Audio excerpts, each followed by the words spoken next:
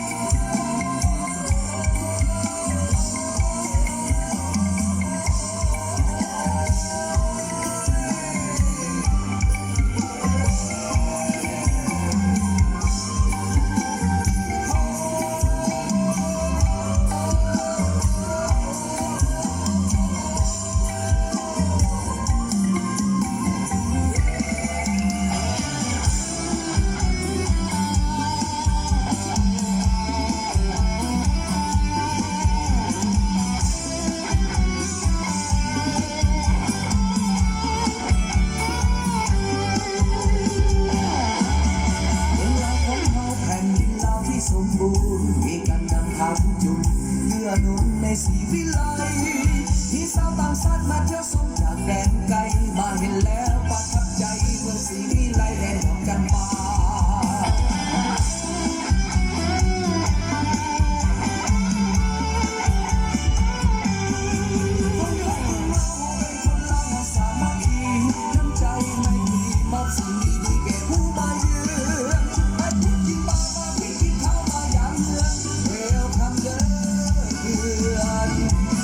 เที่ยวมาเยือนประเทศ